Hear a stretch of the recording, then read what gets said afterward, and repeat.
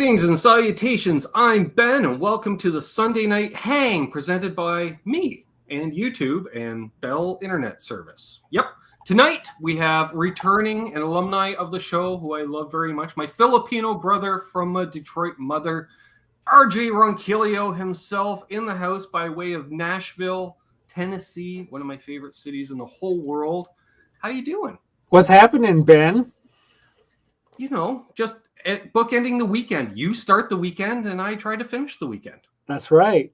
That's right. Good to see everybody here. Yes, we've got quite the crowd already. I'm going to get right into roll call as we have The Feel Button, Pete Bialk, Zach Thong, Mickey Settlemeyer, Magic Man, Floop-de-Doo, Chris from Coburg. Great seeing you, Chris. Simon Hosford, alumni of the Hang now as well. BC Rich 581, Thomas Santiago. I always have to sing his name.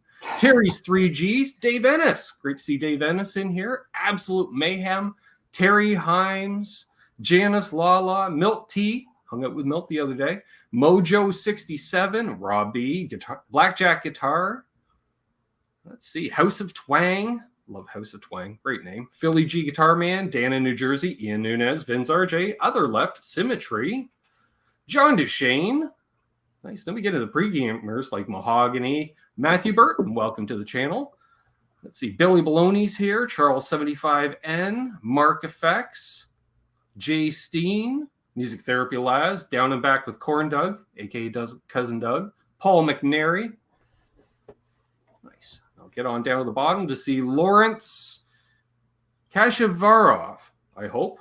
Larry in Alaska. Much easier to say. I like Larry in Alaska. Yep, that I can do. That's as bad as this month's Patreon video, RJ. I teased an upcoming LPD pedal, and I mispronounced the name, and I realized after I shot the video, it's actually French. And I was like, dang it. I was trying to pronounce it something else entirely. Oh, really? And you're Canadian? Yeah. Yep. Did that. So how's your French then, Ben? Decent enough. I can ask where the bathroom is, order a beer, and the score of the hockey game in any bar in Montreal. That's good. Pretty much, Le Bleu, Labatt's Blue. Où est salle de bain? Where's the bathroom? Où est gagné un match de hockey? There you go. That's all you need to know. That's pretty much it. And then when BV Ninja shows up in chat, I can say, "Salut, BV."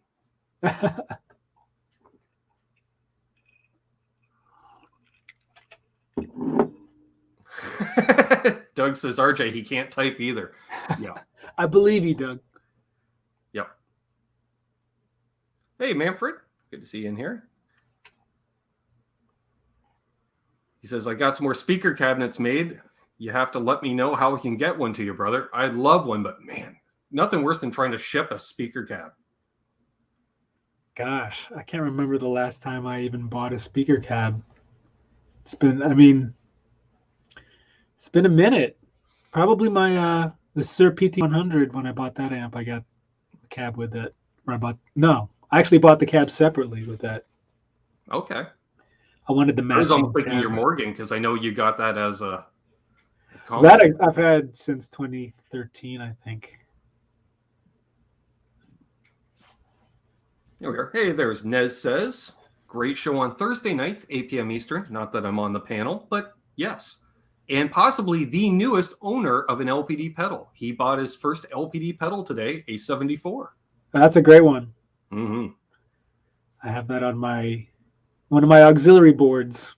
Yes, it was. I missed that during the rig rundown, but Lawrence made a point of mentioning it to me. There you go.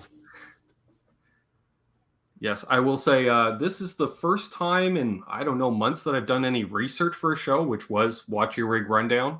But you know what? More, I want to see what's all on RJ's board. I haven't watched all of my rig rundown. It's long. It's too long. 52 minutes. Yeah. I watched the 4-minute teaser, and then, which was on your RS Guitar Works guitar. Yeah. So then I actually skipped that part of the rig rundown because I already watched that part. So I figured why not. And, you can either confirm or deny, but was that Perry, I heard giggling repeatedly behind the camera. Absolutely. Okay, I thought so. Aaron thought the same thing.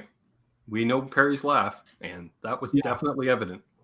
It was the Jetsons reference, the ooh, eat, ought. That was a good episode. That was. That's a simpler question, Billy Boy. What's not on RJ's boards?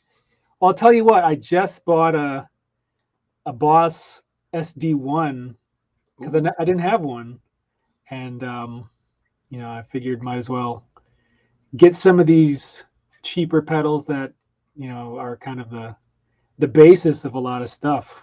Sure. I did the same thing last year. I picked up an SD1 used. I was at a music store and they had one in there used for like $65. I was like, done. There you go. Why not? Yeah, I mean, I was considering getting the Wazacraft, but I'm like, you know what? I don't need that extra stuff. Plus, it's like it's either $50 for the regular one or like $150 for Wazacraft. I'm like, I don't need another $100 feature for what I want it to do. And chances are you may have a pedal that already covers that extra feature because it would be like a modded SD1. Yeah, I mean, I probably would. I think the reason why I got the SD1 was for the normal setting anyways. Right. Makes sense to me. Christian says, RJ, your Saturday morning live stream is always a great hang. Thanks, Christian. I'm telling you, I look forward to it every weekend. At first, when I first started that, it was like, man, 9 o'clock is too early. And I eventually switched it 15 minutes later, but still to this day, I'm always hustling to get my coffee made and set up my cameras and lights and make sure everything's working. But so I think now I have it dialed in, so it's pretty easy. That's what I love during your countdown. It's just opaque enough that if you pay attention, I can see you kind of setting up and sitting down. All of a sudden, I'm like, oh, okay. That was just kind of like a fluke. I'm like, you know what? Let me shut off my main lights when I do the countdown and then just pop in and then manually turn them on every time. I love it. Of course. Makes sense to me.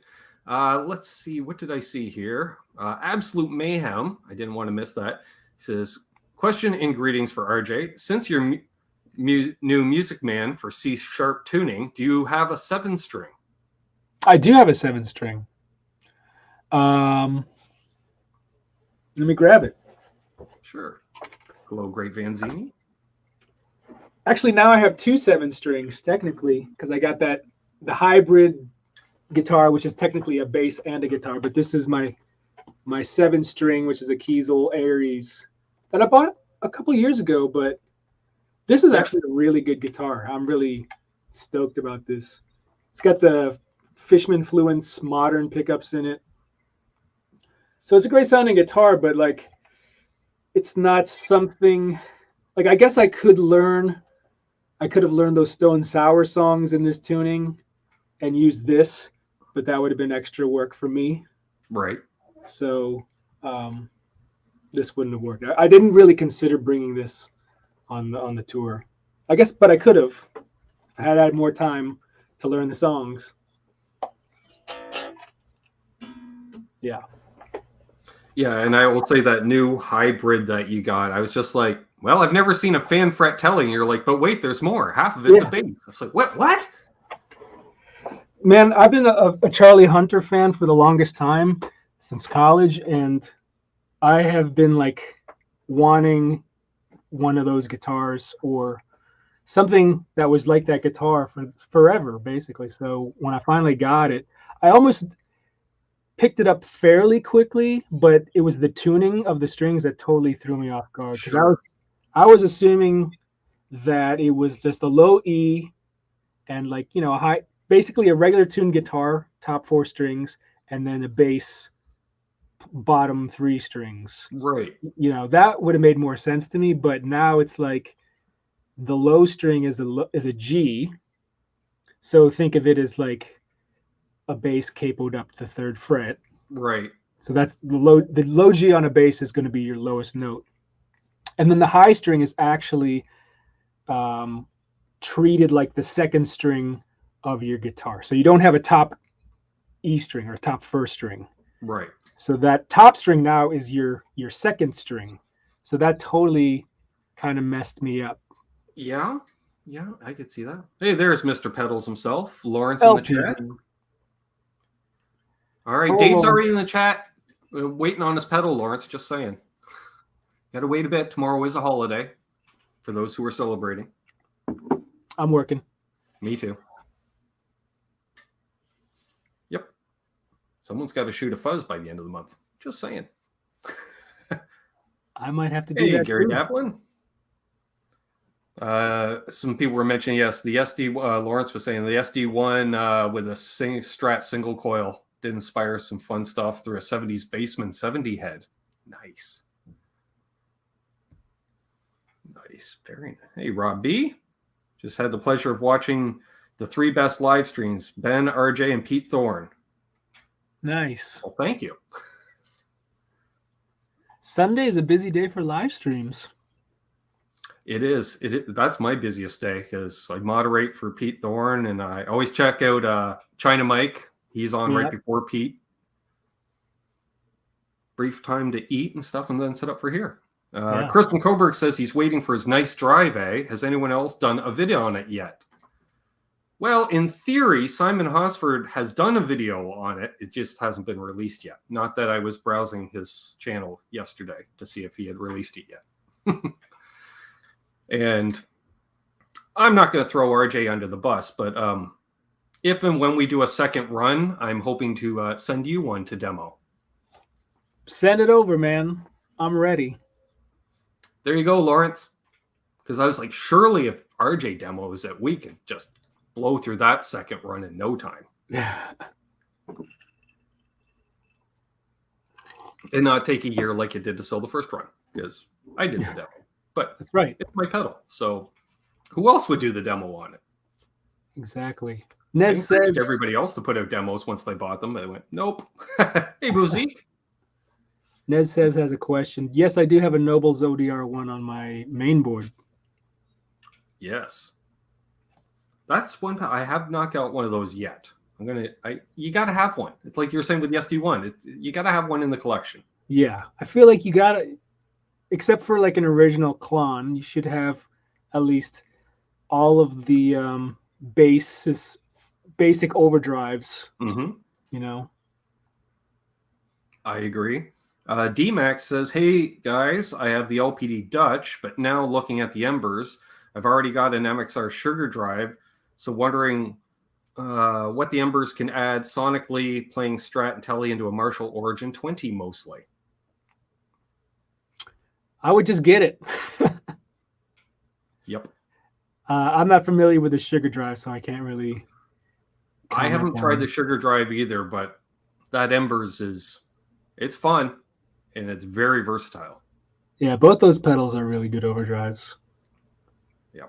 I will. That's one thing I'll say with Lawrence's stuff. It's not a one-trick pony for the most of his stuff. That's like I had to ask you, what were your settings on the title chorus? Because I was like, I can't get those sounds. And then like, oh, okay. Because I do something completely different where I've got, this was my current settings on it.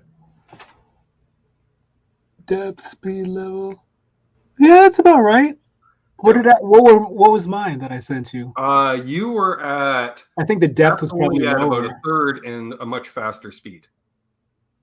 Yeah. And I think you had the tone dimed, actually. Probably, yeah. Yeah.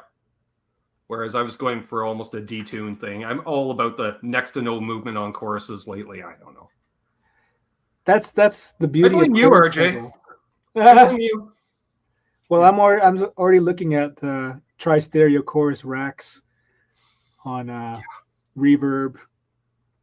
I haven't tempted Lawrence with like, can you do a tri-chorus in a box for us that sounds like a good tri-chorus, but happens to be in a box? That's an expensive build, especially to make it like stereo out and yeah. Yeah. Well, that's his headache, right? We just make the videos and enjoy. Oh yeah. Oh, I know Lawrence can do it. Like you say, yeah, it's just price point. Yeah. I honestly think that the the tri-stereo chorus is coming back as far as like the it pedal, or Right. one of the it, definitely the it chorus pedal is gonna become popular more and more. I think it's gaining a little bit of a momentum and buzz lately. I get it. I agree. Like I said months ago, 2021 is the year of chorus for me. So I've gone on a run. I think I picked up 4 or 5 choruses this year. So Yeah, totally. why not? Tom says you need the new old stock Panasonic MN 3005 chips. Well, Is that for the tri-stereo chorus? I assume. Hey, Adam D, Fruitcake Tony. Nez says, how about a pedal like the Boss CE1? I actually own that. That was my first chorus pedal I ever bought. Actually, no. Whatever I had a Boss Super Chorus. CE5. Yeah. Or possibly the very rare CE3. You never. It might have been a CE3 because I got that like in the early 90s, I think. Philly G still uses a CE2. Yeah, I've got one of those. That's the benchmark to hold up everything. That's why it was weird with Lawrence's chorus. I think I've said it on here before, but I'll say it again. It's the first I plugged in this chorus and I wasn't immediately blown away. And I went, holy crap. But I'm so used to Lawrence's overdrives that they're so good. And, you're just, holy crap.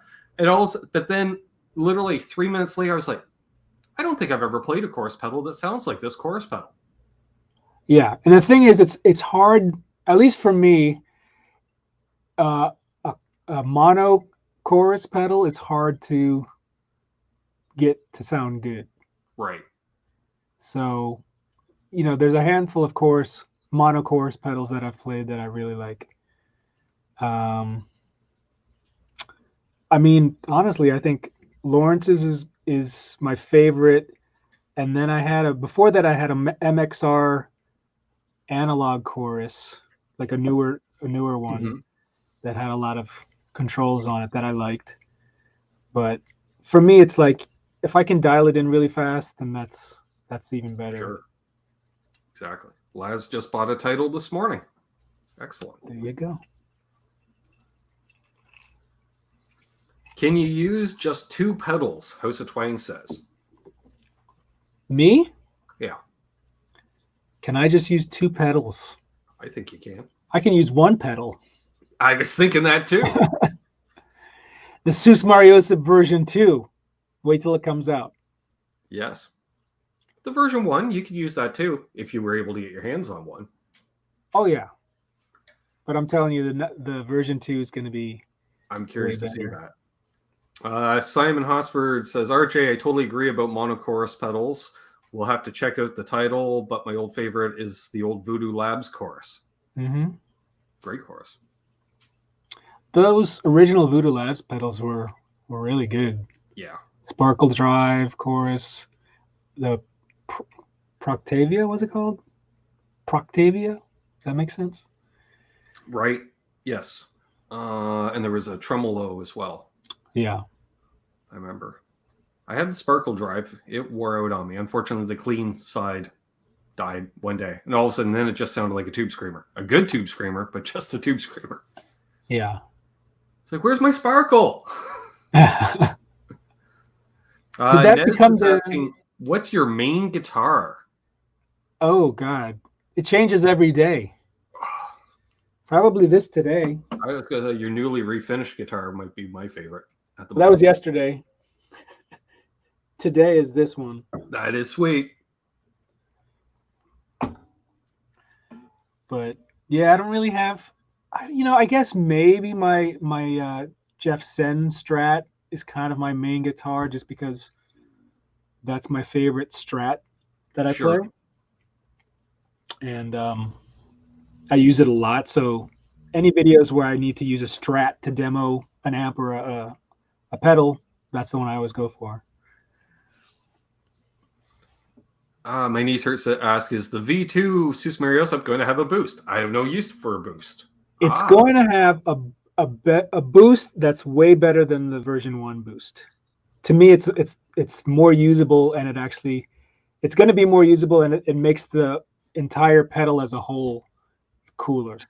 I'm wondering if the boost is still going to be pre your dirt. No? Well, oh yeah, the boost is going to be before the dirt, Sure. but there's going to be more control. When you within release, I was like, why? No, put it after. It's my lead boost, blah, blah, blah. And then now that I put boosts into gainy pedals all the time now, I was like, this totally makes sense. Yeah, that's the thing. Like the boost was intended to add an extra gain stage to the overdrive, as opposed to a volume boost for solos. Oh, very cool.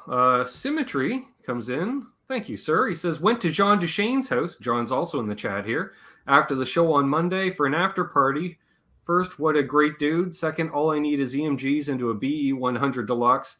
Dios Mayo, that is the best amp I've ever heard. It is. I just saw our friend Ben Eller post that he got one and he's been using it on his gigs and he's like, it's the greatest. And I agree. I mean, that I was considering getting the BE 100 before I got the twin sister. Right. But a 100-watt amp is just, for what I do, is not practical.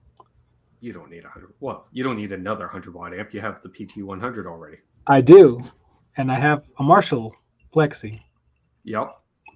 It just sits there looking beautiful in the background on occasion. Yeah, I think it still works. And a question for the chat. How many people, A, have watched RJ's rig rundown, and B, paused the video to look at all the pedals on the new expanded pedal wall? Because I was like, hey, that's new. There wasn't that many pedals up there recently. I added a couple shelves, and one of them actually fell down the other day, so I had to mount it.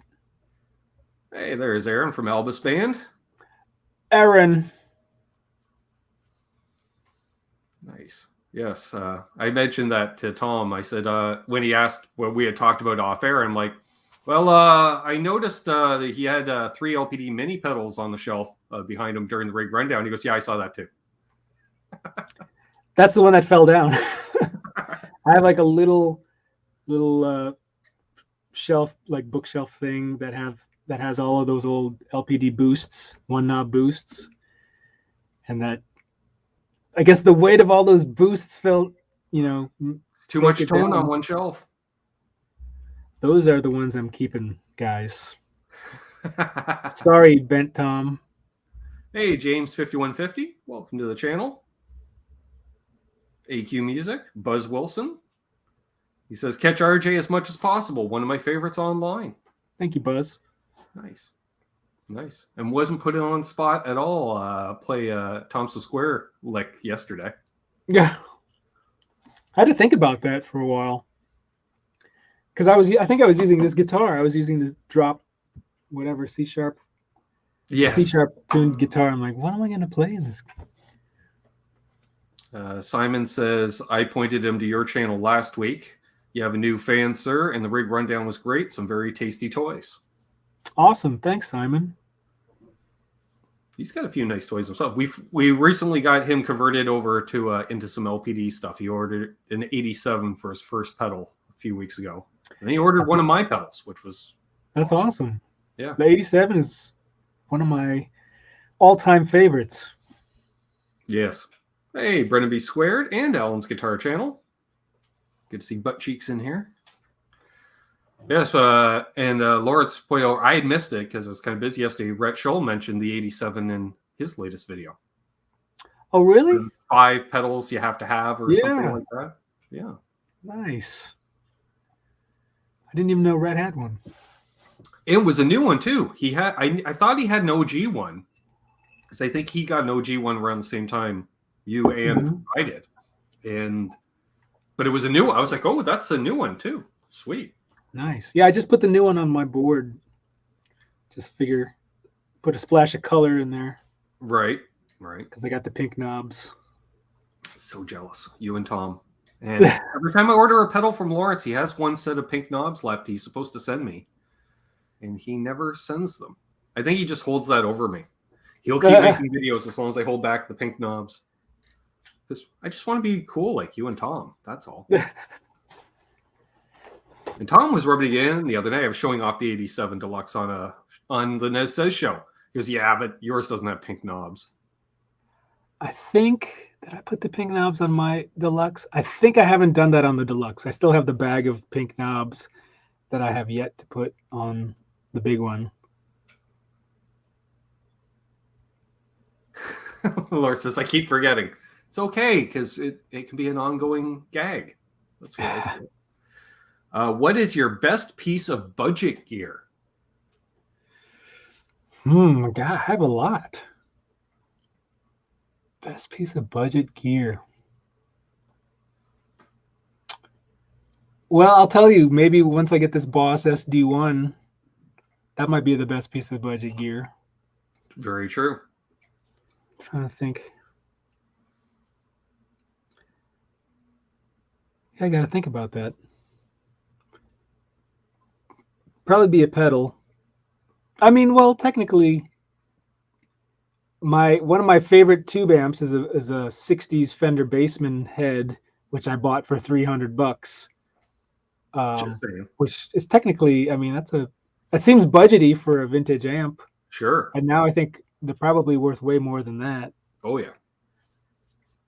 It was budget when I bought it. Bozique says, best piece of budget gear, every Epiphone he owns. Sure. I agree on that. It's true. Those Epiphone guitars are great. What did I see? Serious question, Aaron says. What did RJ have for lunch? I had leftover spaghetti and vegan meatballs for lunch, which is what I had for dinner, too. Nice. Nothing wrong with that. Alan liked my recent road trip videos. Thank you very much. Hoping to shoot another one this week with my lovely sister who just entered the chat and Absolute Mayhem. What? All three in one video? Yep. We're going to go check out the new Ardens music in Kingston, Ontario. That's huge. Huge. Huge like Sweetwater huge? Well, they got 3 locations as a mom and pop. Not quite Sweetwater, but I would say... But I mean, the interior, if you know. Well, we'll show one interior shot because they've got a bit of a catwalk thing for some reason. I don't know. Possibly to show off new gear. Oh, wow. Yes. They need to bring back those just enormous music stores. Yes. Come on. That's nice. Focus. That's pretty open. It's not focusing, but I can tell. Yeah. And he has it set up very much like a NAMM exhibit with the big logos all the way around the top. And yeah. So I'm looking forward to checking that out. The grand opening, I think, was yesterday, and we're going to make it down on Friday. Shush you, BC Rich. He says Penn loves Dane Electro and UPS in that order. Yeah. Nope.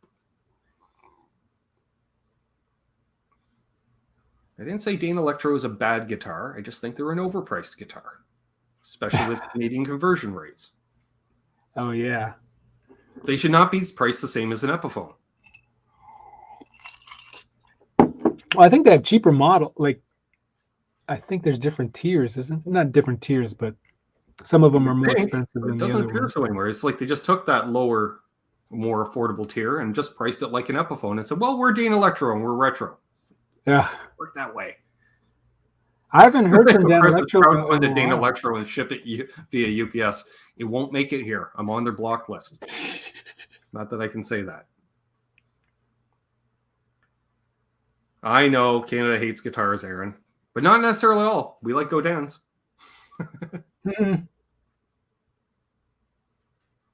What are some of the advice for someone just starting to record? Advice for starting to record. So I'm assuming you have an audio interface, and have you chosen an audio interface, and have you chosen digital audio workstation? I guess is the question. Good question. Hey, James. And Lado at one time. Wow, BC Rich just pulling out the Canadian trivia. Lado, yes. Is that a guitar maker? Yes, they were like Canada's Kramers in the 80s. He was making Super Strats in the 80s. What are some of the big name Canadian guitar makers? I know Larrivee. Larrivee, for sure. Godin, and that whole, I don't know, there's how many lines are under that now with their, I think, Beaver Creek and Norman guitars. They're all owned. I think there's still Prestige guitars out of BC. I don't know if they're still, I haven't heard about them in a couple of years now, come to think of it. Is that an electric maker or is that an acoustic? Yes. Prestige with electrics. Yes. I think Henning Pauly had a deal with them at one time, come to think of it. Prestige. Other than that, Seagull is owned by Godin as well. That's right. Just be able to mention some more. Oh yeah, there was a company called Signature as well. Yes, I believe Alex Lifeson played Signature guitars for a period of time.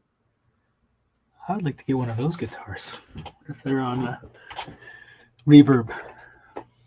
And the original Lados, they started out kind of a BC Rich kind of clone in many ways, lots of switches, options, and stuff. And then by the mid 80s, they went full super shred, super strats. That I remember the guitar player for Lee Aaron for her big comeback. He was playing one. Possibly one of the guys from Loverboy. Nice. Hey, Hip Metal Works.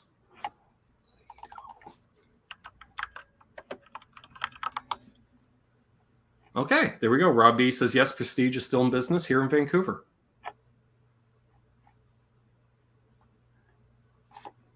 And my sister plugging a Nashville area company. Yes, visit tesiswitch.com and use the coupon code Canucks and save 15%.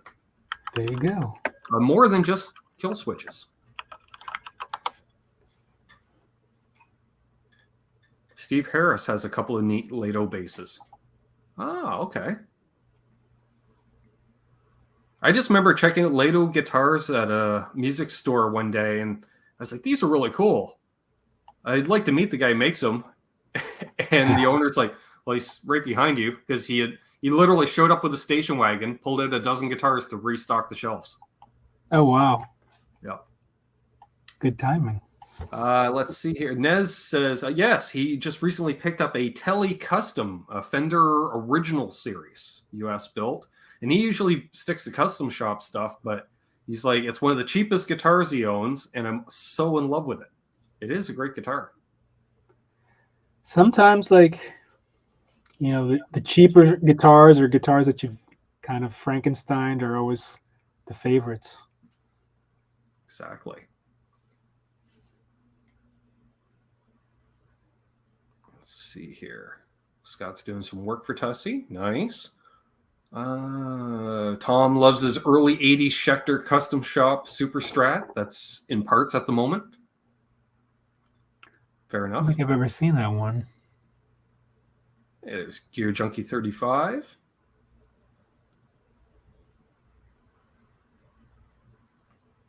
Symmetry says, give me a few years. I'm going to make guitars. Oh, I could mention also Canadian Reno Fin Custom Guitars, who make the Ben Coombs signature guitar. There we are. Temporarily in Victoria, I think on the way back to relocating back to Ontario.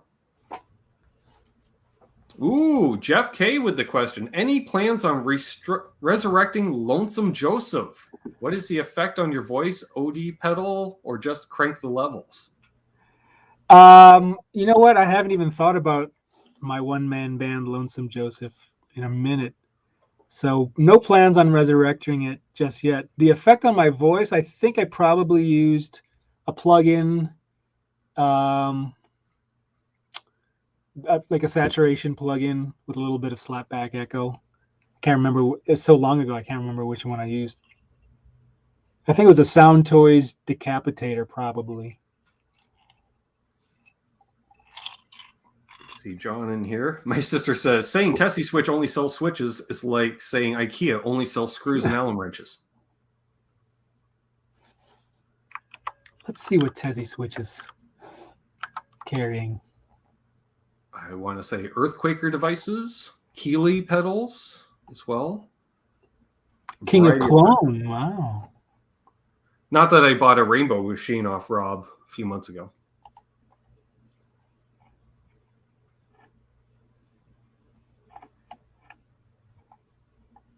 Yes, Chris, check it out on the channel. There's a demo of the guitar. Keep meaning to replace the pickup in it.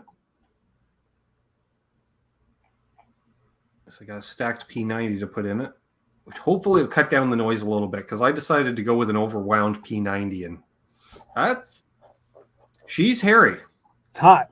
Yep. There's the other RJ, the mad one. The mad one. Yes, Tom. Effutone has bodies and necks now. Yeah, because Adam Reaver also owns Boogie Bodies. Oh, wow, I didn't know that.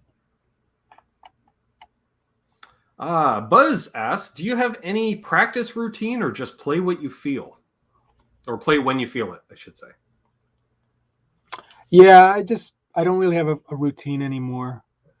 I just kind of practice. Well, I don't even know if I would call it practice. Sometimes like I'll pick up a guitar and just start noodling, and then I'll focus in on something, whether it's an exercise or a picking technique or something, and I'll just kind of zone out for a little bit. Not too long because I don't have that much time, but that's my idea of practicing these days, is focusing on one little thing and kind of, let's see, like what was I doing the other day? Just like sweep arpeggios or something and trying to play them cleaner. Mm-hmm. I get it. It's like when I did the title demo, I wanted to use a specific intro. Not saying it's a Platinum Blonde intro, but that's what it was. And hey, had it fine the day before I went to shoot the video, and then that was like 15 takes just to shoot a little 30-second intro. Yeah, I have those days. It's like too many notes. It's just straight down picking. I'm going to hit a wrong string. I just know it. There's like a Mutt Lang only lets you play on one string at a time. There you go. There's some theory to that. Tom says, RJ, you would always hyper-focus for short periods of time and then go, let's go hang out. Yeah, I've said this before. Like in college, I probably practiced, or seemed like I practiced the least compared to our classmates. I just never locked myself in the practice room for hours. If I practice at home or in my dorm room or wherever, but I would never practice at school. But that also, I mean, I lived off campus, so I could practice in my apartment or whatever. Right. I think, but yeah, I never really took advantage of those practice rooms. So no one ever saw me practice. That was the thing. That's the key. He says Chris Young and Gary too practiced the most. Well, you know what? Definitely Gary. And we had friends that like practiced as if their life depended on it. They were so like serious and they were always like stressed out. And me, I just wanted the college experience more than anything. That's how I am today. It's like I don't, folks. Just saying. Yeah, Tom? I don't stress out about things, I guess. That's true. Simon was asking what school you attended. University of Miami, Florida.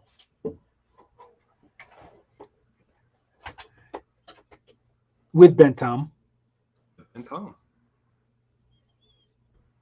That's how I met Ben Tom, was through you. In your chats. Right, in the chat. Did Nashville get affected by the storms? It wasn't so bad. We had rain for like 24 hours, but it wasn't anything like the Northeast got. It was kind of like a light shower for 24 hours. So we got lucky. Nice.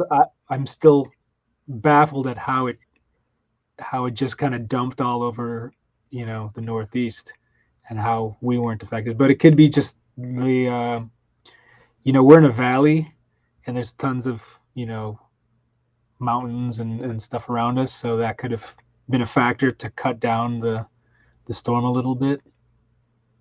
Brendan says they got beat up in Poughkeepsie, New York. Yeah, New York area got hit hard.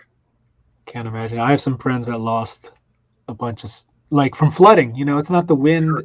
That's the thing that like we always forget about hurricanes and storms. Is like the wind is half of it. The other half is the rain, the water event. Hello, Craig Tomlinson. Chris from Coburg says, okay, right now I'm using 2 pedals only, a DS1 and an MXR phaser. What order would you put them in? Easy question, I know, but I don't. I think it depends. To quote Dave Friedman, it depends. That's his answer for everything. It depends. Depends if you want an all-encompassing phaser or you want to tame that phaser a bit. I usually put my modulation after my dirt. I like to, although recently, and I should look at my Phase 95 is in front of my dirt currently because I went on an Eddie kick. Yeah. To get that Eddie sound. But generally, I have a phaser before and after for that exact reason because I do like that all-encompassing post-gain. Like, if I'm going to use it, I want to use it. Yeah, when you put the phase in front of dirt, it smooths it out a little bit. It's less in your face.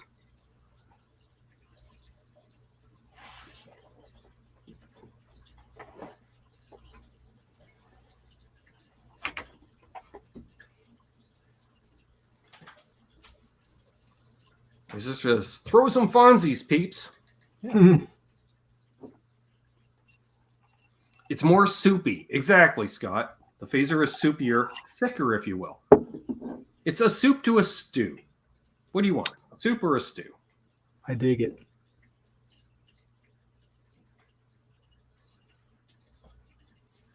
Simon likes Phase 90 in front of dirt, but a flanger after dirt for a bigger jet plane sound. Yep. That makes sense. I have what did I get? The Catlin bred 0-point flange. Oh, nice. That's it's fun because you can it cancels itself foot controlled. Yeah, it's basically like an expression. It's got like an expression pedal built in or whatever, but I haven't found room on the board yet for it. And that says something. That says I needed a bigger board. Yeah. Yeah. I was thinking that too. I got to put together a second board because I want to have a board just for dirt and one for modulation. And I'm running out of room. And I've got a lot of pedals that much like yourself, I'd like to have them just go to and that I'm not constantly swapping stuff in and out. Yeah. Take some work. Jimmy Ray Hawkins. Good to see Jimmy Ray in here. He says, any plans or possibility of touring, sideman or otherwise? I never have plans. I haven't had plans since 2018, but when stuff pops up and it's something I'm interested in, for sure, You're definitely a nice emergency fill-in when needed. Yeah, that's I guess what I'm known for now in some circles. That could be possible. That might be the best rep that someone can do. That short. Like when you announced the Corey Taylor thing, I thought it's one of the because everybody's announcing concert tours that week. So I was like, oh, you're going out in October with Corey. Oh, cool. Mm-hmm. And all of a sudden it's like I'm back. I was like, wait, what happened? Yeah, I did it. It's over. That was this week. It was what was it? It's like a 4-day, 5-day event, and felt longer than that because I had to prepare for it. Yeah, I remember you say, well, I kind of knew 2 of the songs or something. I knew whatever Stone Sour songs were in the set because I had previously learned them already. Yeah, and that was it. That's right, Symmetry. The pinch hitter wins many games.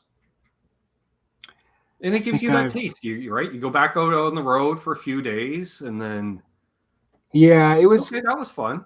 It was convenient because, it was only 2 shows. And I'm like, I think I can handle 2 shows.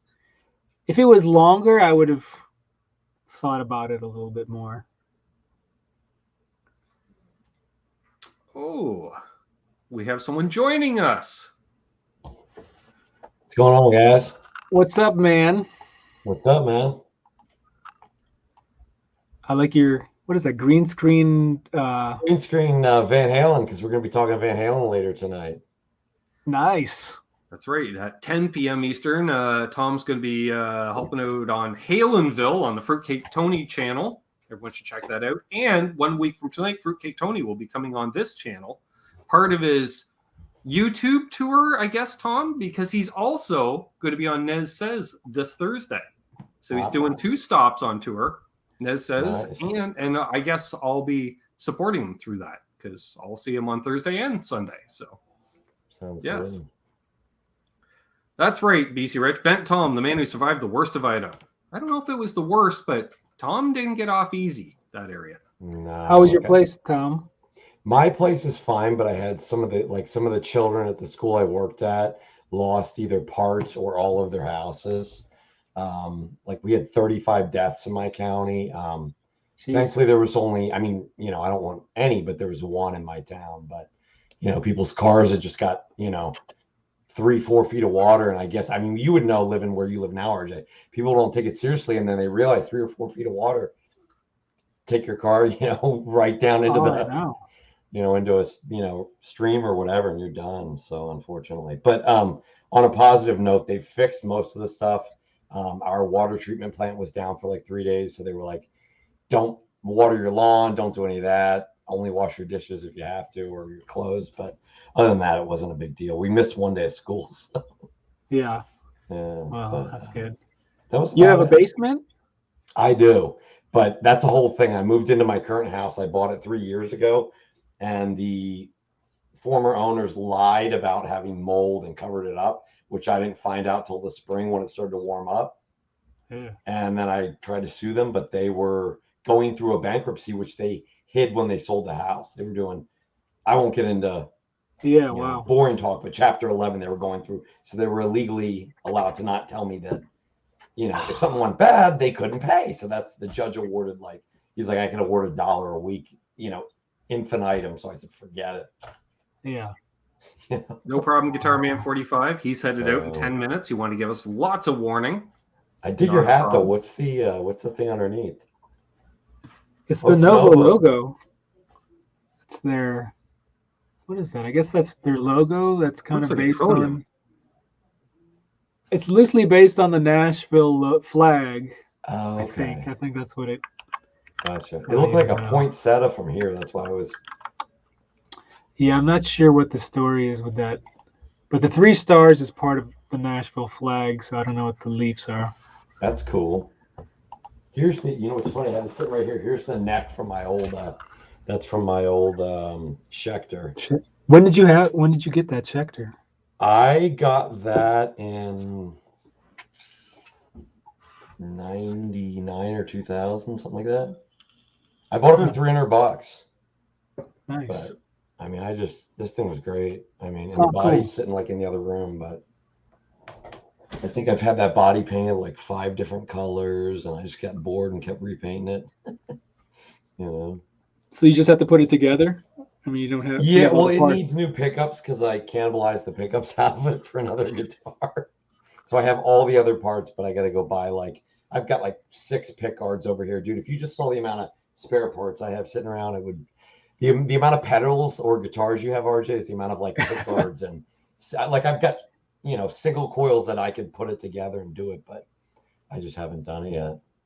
Yeah, I hear you. It's like option paralysis. Do I do this today or that today? Do I fix this guitar or that one? Ooh, there's an interesting question. Charles says, so you invite Ben over for a jam session. Let's see here. What guitar does he not get to play and why? Oh, I wouldn't ban you from any of the guitars. I was going to say it might be one that's unplayable. I don't know. Hey, Nerd Halen. Good to see Caleb in here. And Daryl B. I saw Tinkerbell jump in here as well. Great to see Tink in here. I want to play that Gretsch. I know that. I want to play that Gretsch. That's sweet. That's my lone Gretsch. Hey, unbelievable. So sorry for being late. What'd I miss? Lots of guitar talk, pedal talk. Just saying. Did you? I do. Did you? I have one another Gretsch now myself, right back there. Did you have another Les Paul before, RJ, that you got rid of when you got that Nags, or did you keep them Yeah. both? Oh, you did. No, Okay. I had it was remember we had a classmate, Joe Friedman. Yeah, of course. So I was roommates with him after college for a minute. So I bought his 1980 Les Paul Custom Silverburst. Oh, I remember So that one. that was his guitar, and he sold it to me. So I used that for a while, and I kept it, and then I ended up selling it to Christian from Stone Sour. Mm-hmm. No, I didn't sell it. We traded. I got the Jakey Lee. He got the Silverburst. Which was funny when you referenced that during the rig rundown. You're like, yeah, and actually you saw that custom in the Stone Sour rig rundown. It's funny because he mentioned, yeah. Kind of like, that was yours? Oh, awesome. Hey, Well, now, I remember he here's mentioned Jay, my 7 name. over 8. Thank you, Jay. Yeah, representing the Gizmochi tonight. Yeah, I was thinking the other day because I was playing my Les Paul replica, and it's so close to my Nags, and I'm like, I don't really need both of those. Like, they sound so close. The only difference is they look way different, but I'm not taking them out anywhere. So I mean, it's amazing. Different pickups by different pickup makers, but it's amazing how close they sound. If you were to close your eyes and play it. Oh yeah, totally.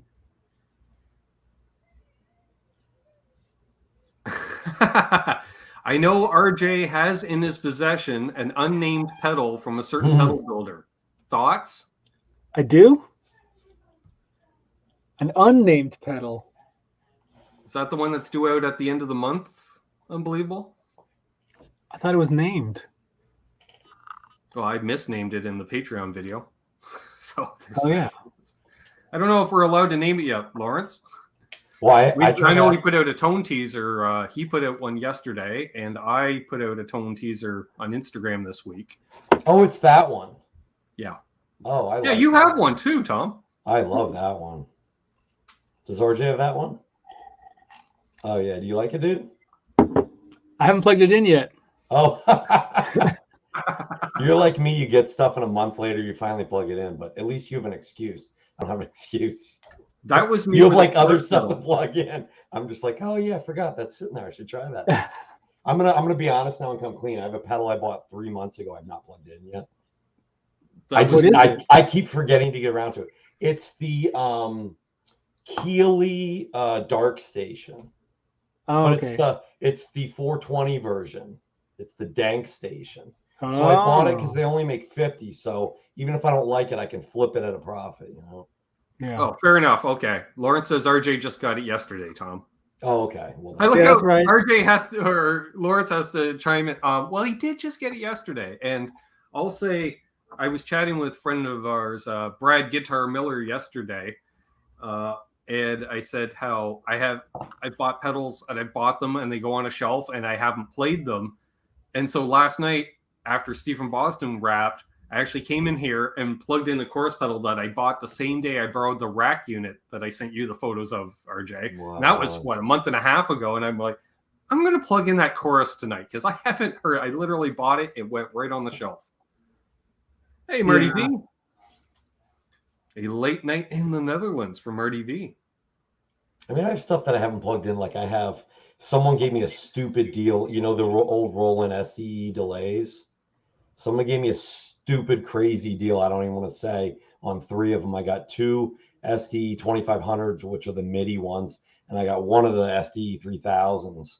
And all 3 of those together was less than what one of those should have gone for. Nice. So I only plugged them in once to try them, but other than that, it's like I usually plug one in, the other 2 sit there. So Lawrence says no names yet. All right, we'll be good. Thomas Duffy says RJ's amazing, and my sister says you guys need an LPD tree fort with a password and a secret handshake. like a Boy Scout handshake or something. Yeah. Scott Brockway says RJ, you got to teach Ben the ways of the fuzz. I didn't play fuzz at all until I found out about RJ. So I'm trying to remember what was my first fuzz pedal. Hey, Francis. Pedal room in the house. I just can't believe it took like all the fuzz for people to realize how much you're into Hendrix, man. Like, separate from the jazz stuff, when it came to the rock stuff, man, you were always super into Hendrix. Like, you were talking about him all the time. I mean, even at college when you had been, it's like, I expect young guitar players to talk about him, but you were even at like 19, 20 years old still that into him. You know what I mean? Well, I had that tribute band in high school. I remember you showed me the video. Mm-hmm. I brought in a Hendrix documentary for guitar class in high school. It was classical guitar class, but I didn't care. And the teacher's like, yeah, sure, let's watch a Hendrix documentary. That's cool. Oh, yeah. I wrote all my papers in high school on Hendrix. I think I wrote a paper in college on Hendrix. I mean, I reused my paper from high school in college. I did I remember doing a book report on Neil Young. So I picked up his biography that was written by his father. So it was, why not? That's what musicians do through school. Whatever we can get through the assignments, make it interesting. Talk about a guitar. Sure, perfect. Thank you. That was the best part. My senior year of high school, I could just come in every day late because my music teacher was the coolest guy. And our first period was like, we had to fight to get like a music theory class because everyone wanted one. And my high school just didn't have it. It was all sports all the time, like going to go to the state champions kind of sports, really into it kind of high school. So he was like, yeah, we'll do it first period. And he's like, sometimes he'd be on the phone for 30 minutes and he'd be like, go do did you guys ever have those rudimentary like ear training things they had on like the old computers back in the day? He'd be like, all right, go do that for like 20 minutes. I got to finish up like a phone call with a instrument dealer or whatever, and I'll be over. So we'd all come in 20 minutes late, like every day, like, just slap down a piece of paper, go to the office, hand it off, and then come back and hang out, Vin's RJ says, so Tom and RJ went to school together. If I missed this, I apologize. But how did you get hooked up with them, Ben? Well, I'm a sucker for YouTube. And what started as, let's say, behind the music and classic albums live, people had posted on YouTube, led into any band documentary I could find on YouTube. Once I burned through all those, then I got into tour vlogs. And this guy over here did some cool tour vlogs, and I learned within about 15 minutes, RJ's always hungry and always tired because he's always looking for something to eat and a place to sleep. And I get it, and I loved it. And RJ has an infectious personality. And then I don't know, after maybe a month of watching those and just about caught up probably on all your stuff, RJ, you started going live, and that's where I met Tom in your chat. And then Tom came over and started watching my stuff, and we struck up a friendship accordingly. And then I got to meet RJ first time I got to Nashville. That's right, at Summer Am. Yeah. Which you kept telling me, it's not as big as Winter Jam. It's because I remember I was so I was like, wow, I really want to meet you, and I'm like, here's my number, but you're like, don't worry, we're going to see each other on the show floor. Yeah. No, but it's NAMM. Like, you can't just say that. And then sure enough, and you're just like, hey, Ben, told you, type thing. And you're like, Nova Bash tonight? I'm like, yep. All right, I'll see you there. And then we hung out and ate tacos. And people like meeting RJ. I was like, we ate tacos. Played Novos. It was a good night. That's right. Then we ran into each other at Winter NAMM. Yep. Exactly. Aaron says he's a fan of all three of these people on screen. Isn't that sweet? Yes, the night you got Sonny Crockett, and I will reiterate from the rig rundown, that pickguard does not look the same on film. It doesn't. Nothing that's neon pink. Even the pink dots on my comparison, it's the same thing. It doesn't show up on camera or in photos the way it does in person. Yep. Let's see. Chris from Cobrick, he's asked a few times, can we recommend a good power supply for him? The Voodoo Labs is a good one that you mentioned. I've used all of them, basically. They're all great. Voodoo Labs. I've used T-Rex. Yeah. Chalks. What's the other one? True Tone or Three Tone or something? True Tone, yeah. Yeah. Those are great. Two Tone's great because they're a little bit cheaper than I think the Voodoo Lab stuff, but they're just as sturdy. True Tone One Spot Pro. Yeah, Sure. I've got like Mason a bunch uses a lot of those, right?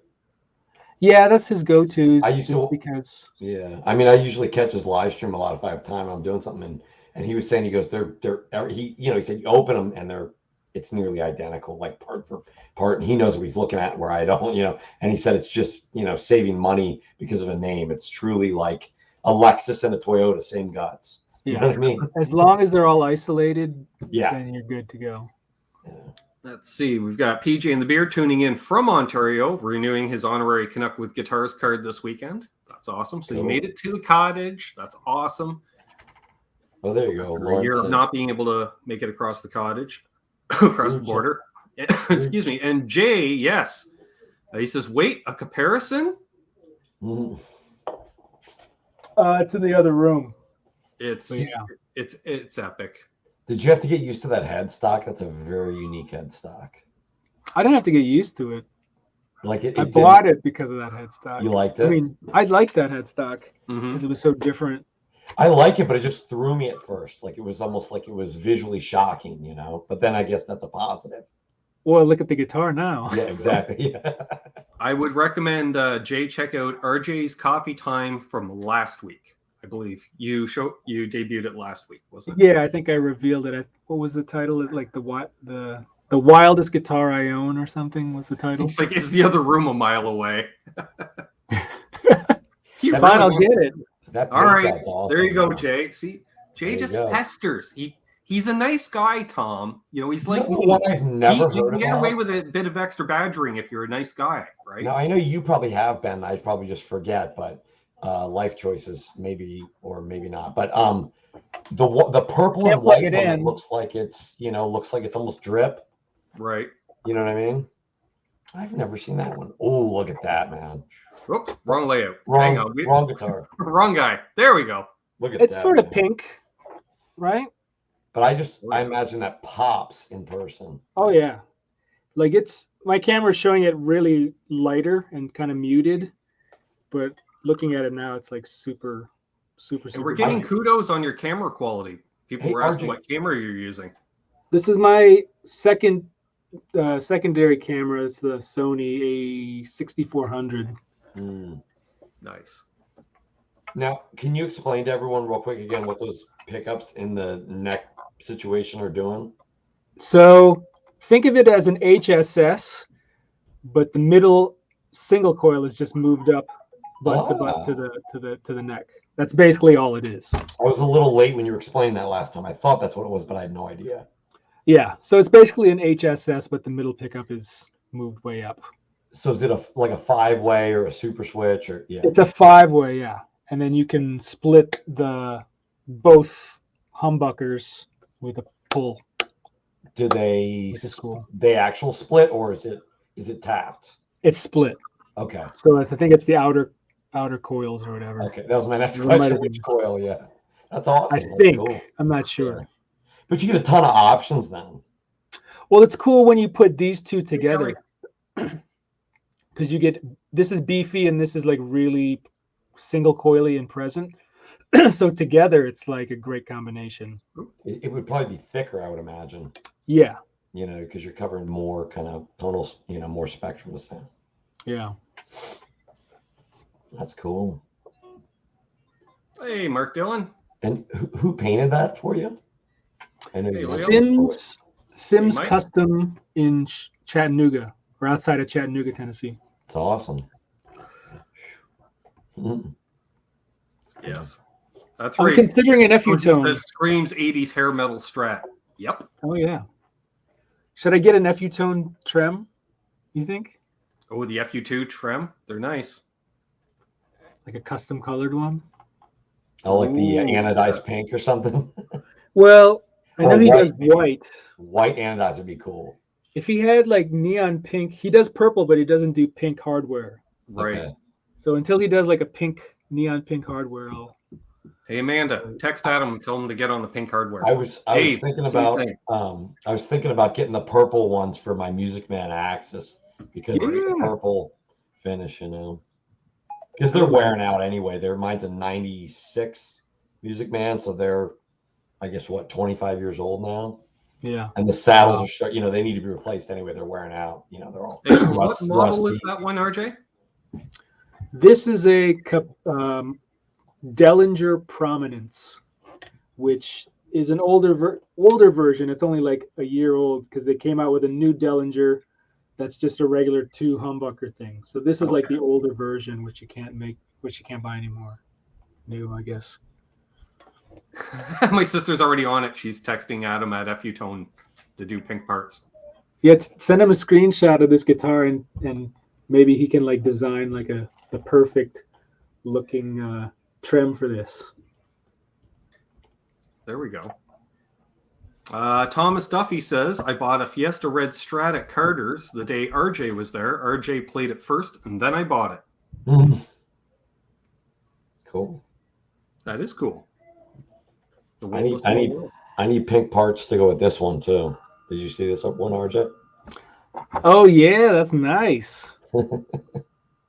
Did you paint that or you had that painted? No, I'm painting that one, yeah. Very Will nice. you guys excuse me? I got to take my dogs out real quick. Go for You it. do that, my friend. All right, hold on. Can I pause this camera? Nice. He follows me, too. No.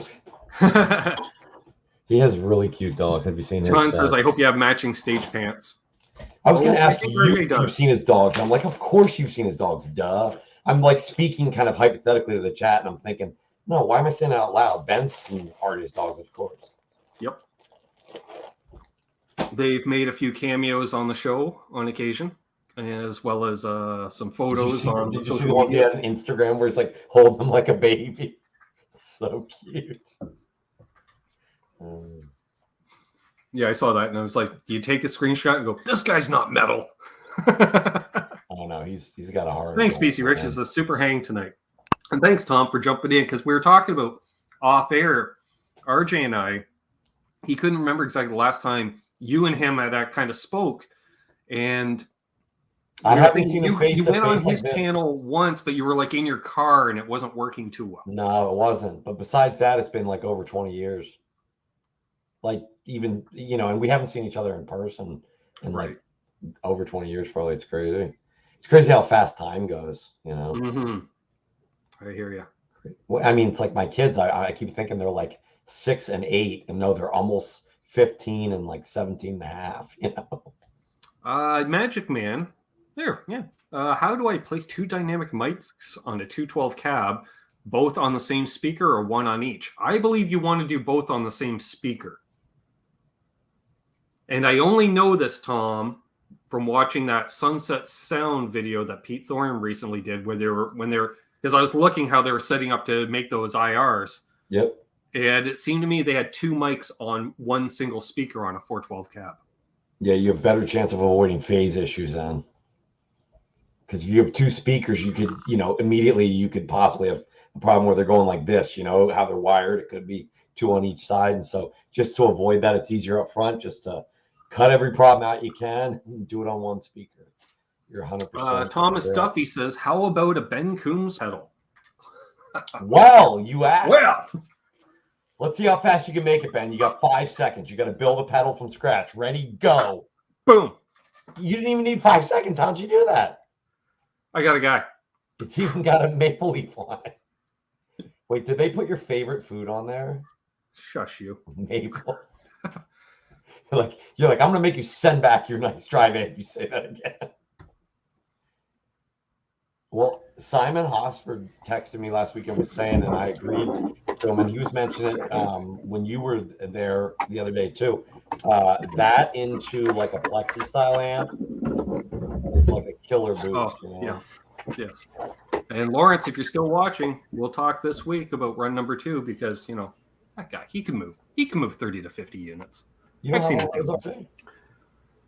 Actually, and it's bad enough, RJ. I'm a super fan of Lawrence's stuff, but at least 1 out of 4 pedals I try to not buy, because and then you'll put out a demo and I'm like, damn it.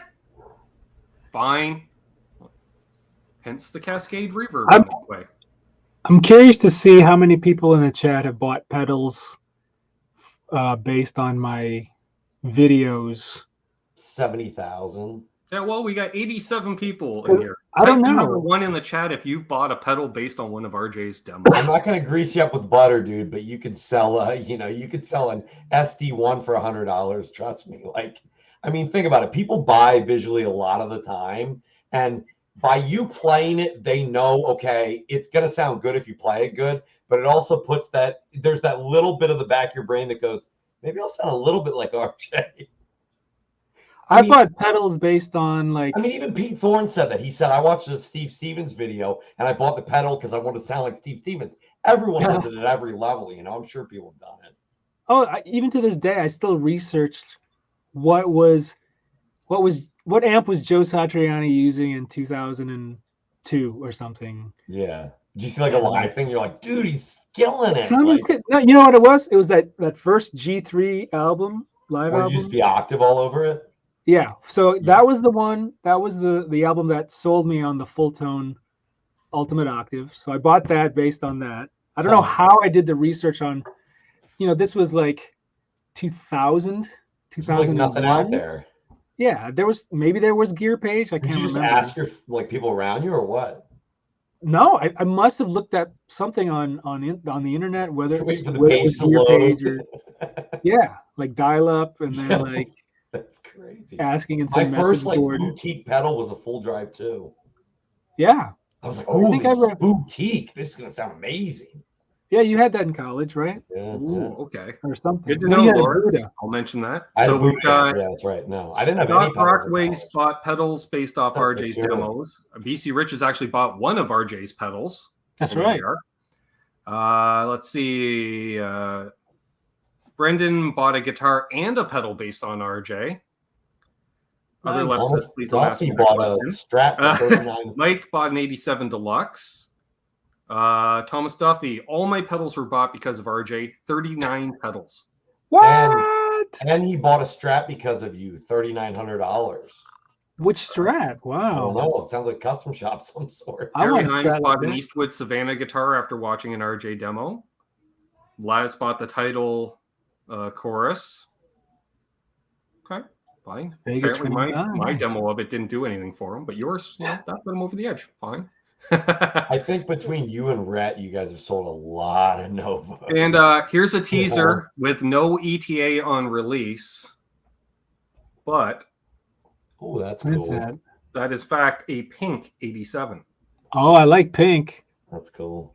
Yeah, we're thinking about making the Sismar Yosef version 2 pink, but I wonder if this. And he's also going to have a blackout version coming.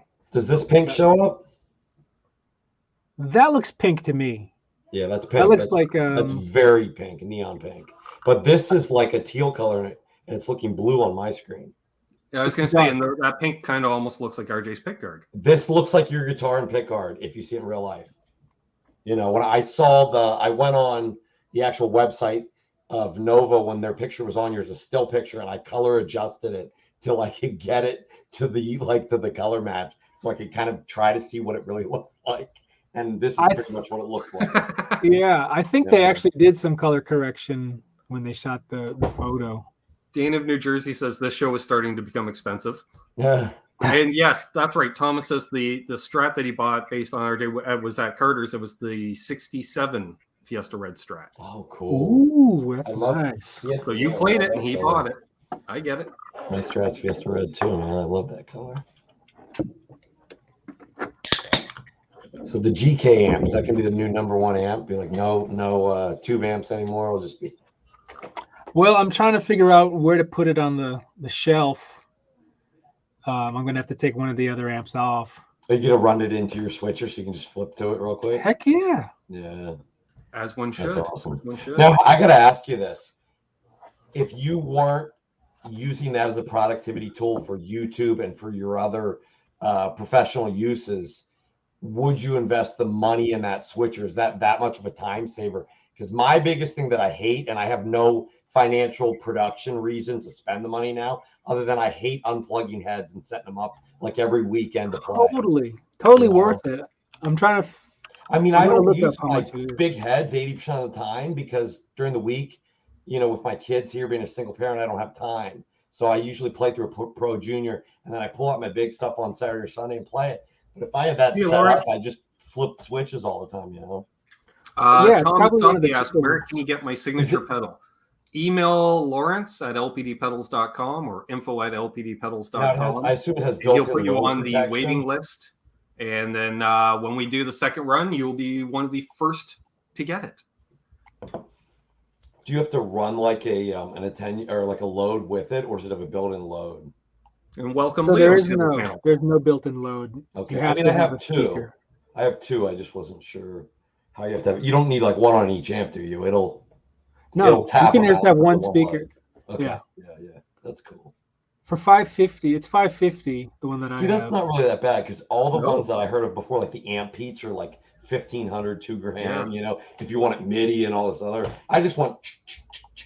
Yeah, I would get it for Yeah, sure. when I saw that in the rundown, I was just like, immediately, I'm like, I got to get rid of my combo amps, and that's the setup. Because if I can pull that kind of stuff and get it out of the way, then I'll play more and I won't fidget with stupid bullshit, Excuse me. But, It's totally convenient. Yeah. Let's see. And I should mention, since we're over an hour into the show, if you're new, please subscribe and leave a thumbs up. Saw some new names like Leo. Welcome. See you later, Lawrence. Lawrence is headed out.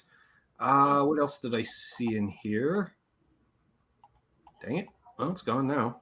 All right. Yes. Yeah, that amp switcher is sweet, though. That's a decent price, too. Dang. So I need to get an amp switcher, and then RJ needs to send me his mini LPD pedals, and we'll all be set. I'm keeping those, man. No, I know. Just did I tell you what I found though on Reverb? I found a Gila, the little tone bender circuit. That's a There's good only one. 30 of those. I found it. It was up. I woke up like in the morning. I'm like, oh yeah, and it was. And up then there, messages me shortly it thereafter. it had been put up at like 5 a.m. or something. I caught it like 2 hours later when I woke up. Yeah, I think that's one of my favorite ones. I missed one like a month ago. I mean, but if there's only 30 of them made, I just hold on to it, Yep. That's I'm glad this person didn't, but that whole shelf is all LPD pedals back there. It's one thing if it's one you could, sell and get again, but when it's something like that, Yeah. Oh no, you got to keep them. Exactly. That's right. And Terry's been throwing the link to RJ's channel in case you live under a rock and aren't already subscribed. Check out RJ's channel. Gear demos almost daily. I gotta ask you a fuzz question, RJ. And live streams every Saturday morning, which is a great way to start the weekend. Coffee time with RJ. That's right. When you did those videos, you and Brett Papa did those videos you're comparing, because you guys went through all of the silicon, the germanium, like all of them, the octave stuff, all that stuff. Yeah. So you guys, you did the sun face in there, right? Like the NKT? Uh-huh. Which one did you like the best? Because I'm curious. I have a couple. Like the NKT is one of my favorites, but I'm curious because I've never tried like the Jesse Davy one, and I've heard that's killer. Those two are my top two. Okay. The King Tone and the Sunface. Are they a lot different? Because they're both germaniums, right? Yeah. Yeah. The Analog Man has a different like I want to say mid-range, high mid thing. Like the EQ filtering is different, or you mean on the actual switch, or is it notched that way? Like it's just set. Well, it just feels a little sizzlier or something. I think the notch of the EQ, like where you can actually, switch, is totally shifted in one versus the other. Is what I've heard. I don't know. Yeah, they're different enough for sure. Yeah. But I'd like to check one of those out sometime. Plus, they look cool as hell, man. Those Jesse Davy, the way he has the big dial and really well built too. I will say a follow-up to pedal demos. My sister mentioned, she says, you guys make such good pedal demos that she has certain favorite styles of pedals and she barely even plays. That's awesome. But she knows what she likes tone-wise, and that's awesome. And hello to Randy and Cool Tunes Made Easy and Cushman's here. Philly G had to head out. I'll tell you who else I love to watch demo pedals. He makes me feel relaxed when he plays Sean Tubbs. Yes, I was about to say Sean Tubbs. I could watch him playing that Tyler. I could just sit there and watch for hours. It's like you feel like you're sailing. Like You know, He's the cleanest. that's what I mean. It's very clean. Yeah. You know, and then you go to play and you're like, oh wait, it's not that effortless, but it literally sounds like glass. Like it's just Right. so, so clean. Yeah, I'm stoked you got that, Tyler. Thomas has asked a couple of times, what do you think of Victory amps, RJ? I never really played them. The last year I played with Thompson Square, I think the singer, Kiefer, had bought a Victory and was using it on the road. And it sounded good, but I never really got a chance to play through it. But I hear good things about him. Nice.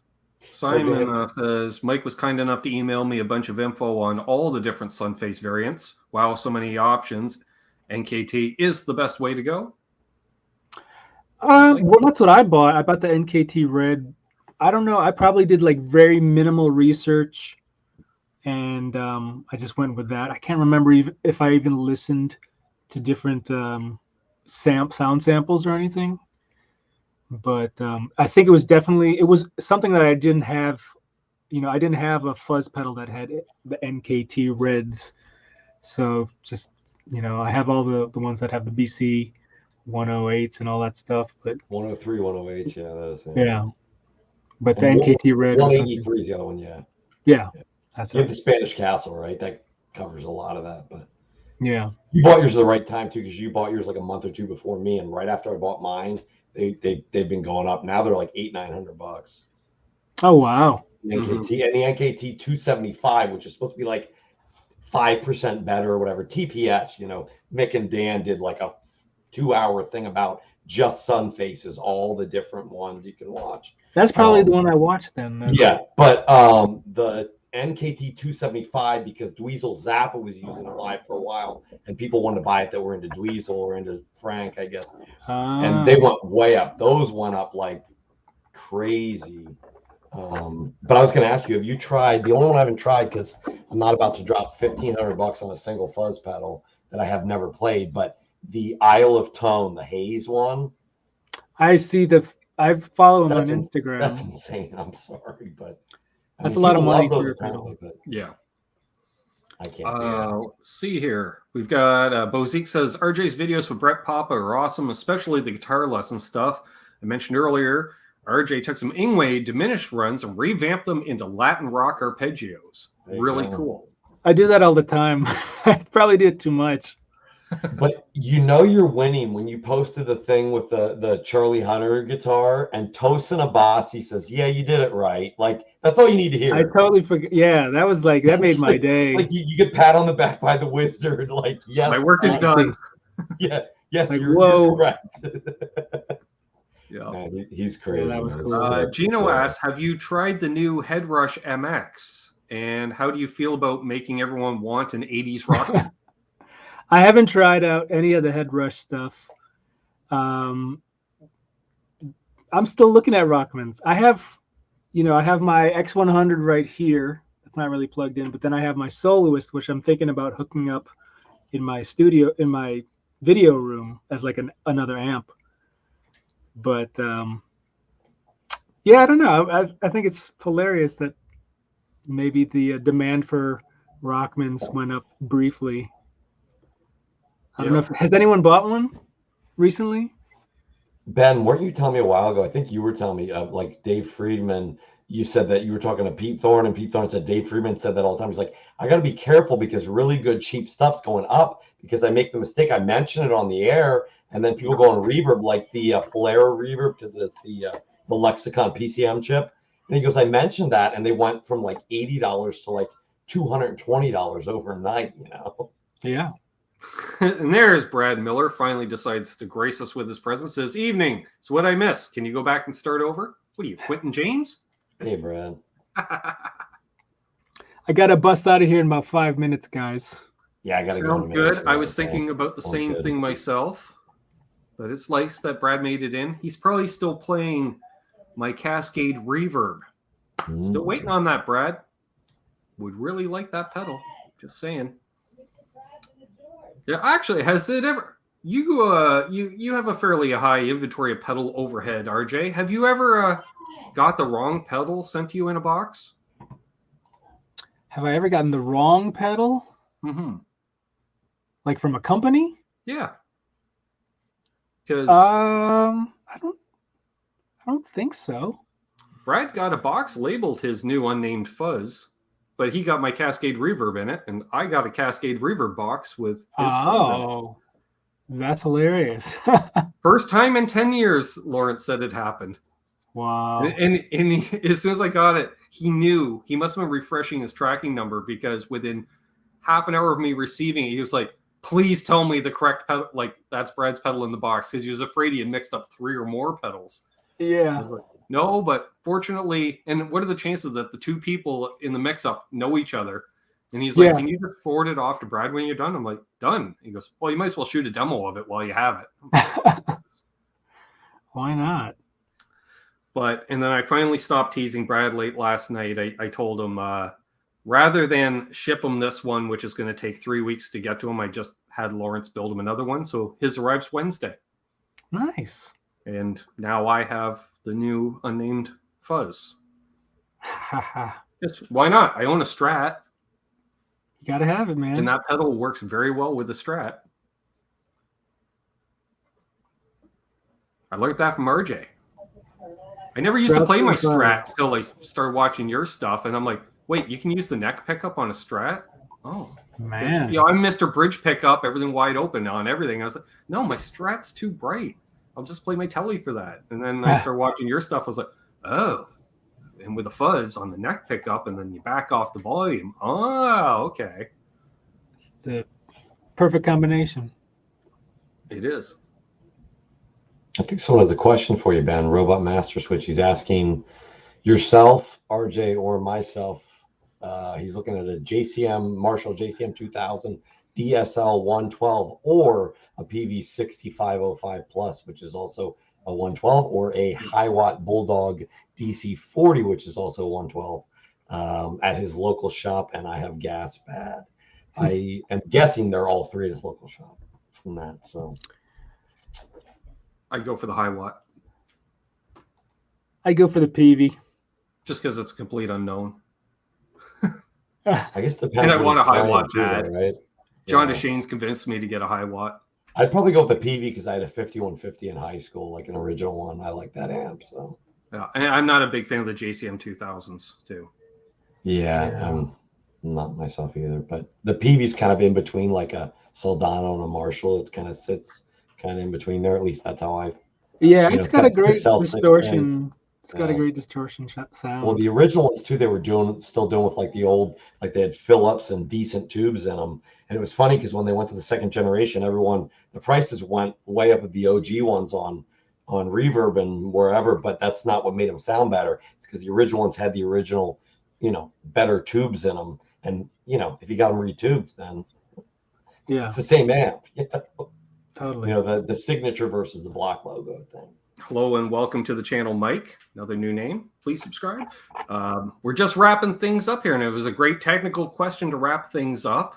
Man, we had quite the crowd here. Definitely check it out on replay. And yes, Brendan, that fuzz will work with a cigar box guitar, which if you're interested in cigar box guitars, talk to Brendan B Squared of B Squared Cigar Box Guitars. I have one. You want to be cool like me, you should get one. I need to get one. There we go. I like that. Let's see. Brad Miller says, but you have the wrong box. Yes, but when you send my Cascade in the fuzz box, I'll have both boxes for both pedals. See how that works? You get a new box with your new fuzz. That's how it works. There we are. Thank you very much, RJ, for coming on. Once again, we'll definitely have to do this again because we never even got to really 80s AOR. Oh, man. Which, good thing you didn't prepare for the show. More time to check out Platinum Blonde before returning. That's right. I'll check them out now. Awesome. And Tom, thanks for coming in. We had a mini school reunion here. This is awesome. And Tom and I, along with Terry, are going to be back tomorrow night with Canucks with Guitars. More live Q&A with a Canadian flavor. Doesn't taste like maple. Nope. And let's see, definitely, check out RJ, Coffee Time with RJ, Saturday mornings at 9 a.m. Central. That's right, I quoted Central because it's his channel. That's why. Brad self-promoting with his LPD Cascades demo, I'm guessing. Because I'm guessing he won't put RJ's demo in, but he'll put his own demo in. I'll watch it. So thanks again, everybody that tuned in tonight. Of course, you guys just hold the line for a minute. And shout out to my mod squad for helping out with the links and such. And anybody that donated, much appreciated. It'll go into the grocery fund. Maybe we'll do tacos. Just I like that. Thank you very much, House of Twang, at the end. Appreciate it a lot. And until next time, as always, folks, hold those doors open. Let that lady in heady in traffic. And do good things. Because why? Doug's wife is real. Cheers. Rock on. Be good to each other. And as I always say, don't litter.